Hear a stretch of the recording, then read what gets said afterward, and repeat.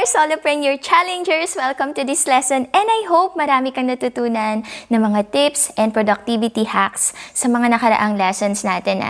By the way, I'm feeling comfy and super pumped up ngayon sa araw na ito dahil alam ko na yung purpose ko to teach you and guide you to be productive with your business is becoming a reality, no? So let's proceed to the next lesson, shall we? So today, we are going to talk about the power of habits and consistency. So sabi dito ng isang sikat na professor and author na si Professor Albert Allen Bartlett na yung habit daw natin ay parang mga little tiny atoms na pag nagsama-sama sila will eventually become a habit na magiging part na ng ating buhay at ng ating lifestyle. At naniniwala ako doon, no? We human beings think so linear, for example, that tomorrow will be just another day, the same like today. Pero alam mo ba na once na na-incorporate mo yung mga small tiny changes in our lives, malaki yung magiging difference nun sa buhay natin. Just like what I told you before, the power of 1% change in our life will become 37% change after 1 year if you will consistently build that habit in your life.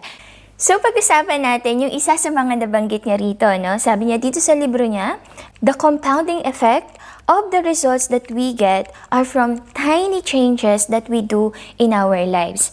Sabi niya pa, the nice thing about habit is that once it becomes part of our system, you don't need motivation. Kagaya na lang for example, ng pagtututbrush natin. Di ba hindi na natin kailangan pagalitan tayo ng nanay natin, nak, bangon na, kailangan mo magtutbrush, baka mabulok yung ipin mo. Nung bata tayo, no? But we're not kids anymore. We're adults now. We don't depend on doing things whether we like it or not, or whether we feel like doing it. As adults, if we know we must do things, we need to have the discipline. And at the same time, even we lack the motivation, we know that if it's a priority, and we know the benefit, paggawa ng habit na yon, we must do it. Kagaya nga ng pagtututbrush, no?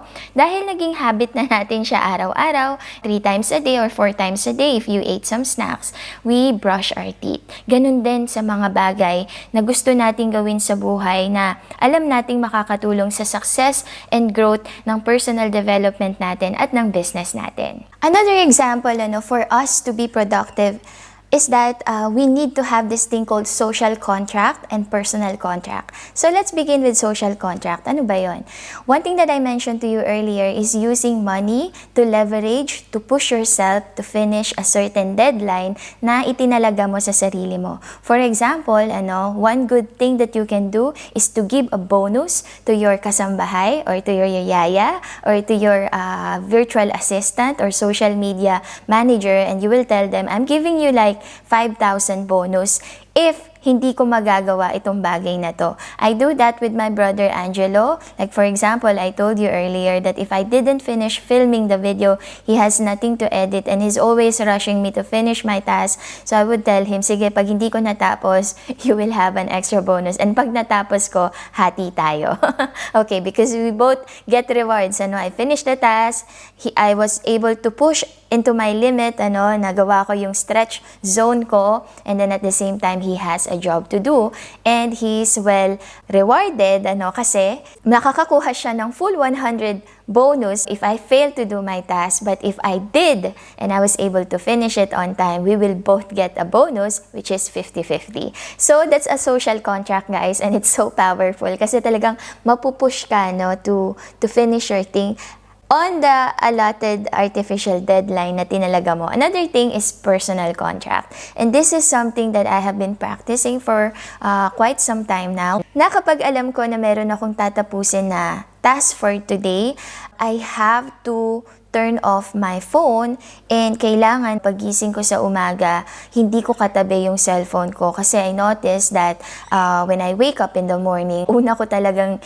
kinukuha yung phone ko, and then I scroll on social media, check my YouTube channel, check other influencers, and then na-derail na ako, no? Something will pop up and everything. Whereas, kapag yung phone ko is actually malayo sa bed, nandun siya sa sofa namin, dun siya nag-charge, I will immediately take a shower and then wear my suit, exercise suit for yoga, etc. And I am implementing all of the things na tinuturo ko sa inyo, no? Like the momentum, the inertia, di ba?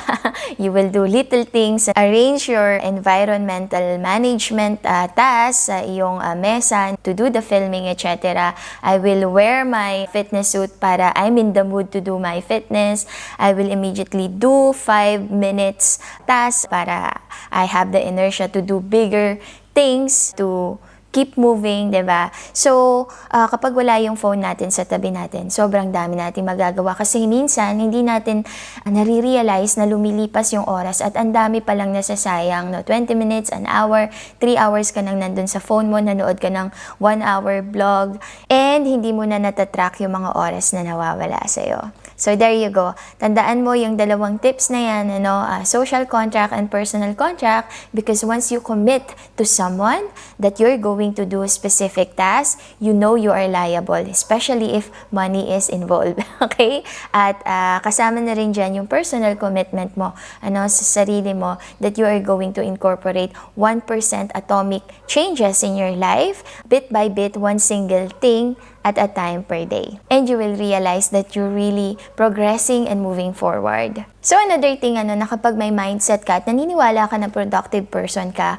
once you start surfing on Facebook, surfing on social media, watching a lot of Netflix na wala namang katuturan o walang kinalaman yung mga pinapanood mo sa personal growth mo, you will immediately feel wrong. Just like me, kapag ka, for example, I am binge watching a lot of things on Netflix na hindi related sa mga topic na gusto ko talagang matutunan, financial growth, personal growth, to improve my health. It's okay kung yung pinapanood mo sa Netflix, for example, is something that will help you with your project or to grow your knowledge about fitness. Okay yun. And at the same time, if you consider it as a reward after you've done your task, that's fine. Pero kapag nanood ka ng Netflix na sobrang marathon talaga in your social media nang hindi ka aware sa mga oras na nasasayang sa'yo and you are trying to be productive as a solo entrepreneur, then you will feel absolutely wrong.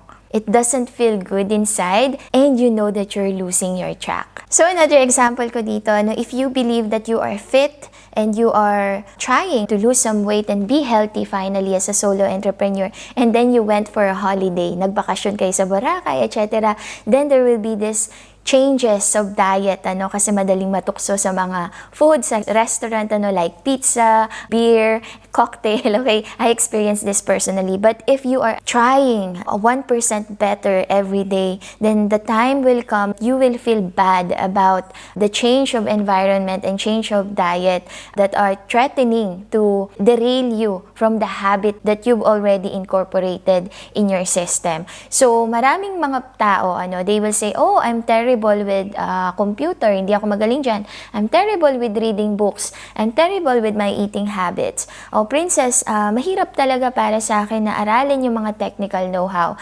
And then, they never try to change those 1% atomic changes in their lives.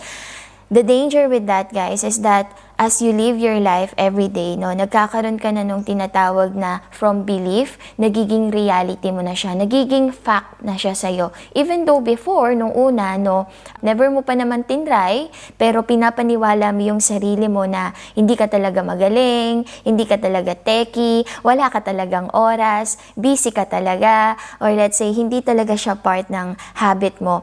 The danger about that is that thing na hindi pa naman talaga fact, kahit na thought pa lang siya, kapag ka lagi mong sinasabi sa sarili mo at hindi ka sumubok na baguhin yon, nagiging reality mo na siya. Okay?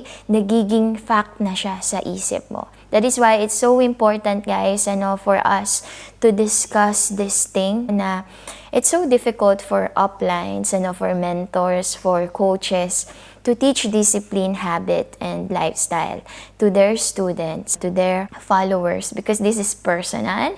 That is why we need to ask and seek help from experts who are actually telling us about human behavior because these are the facts that will guide us from where we are now into becoming the better version of ourselves. Because sila, inaral na nila to, no? Human behavior, reasoning, understanding people's reaction, okay, with circumstances. So for us to be able to incorporate this lesson in our daily life, I prepared 2 questions here na pwede mong sagutin sa activity natin dyan sa baba.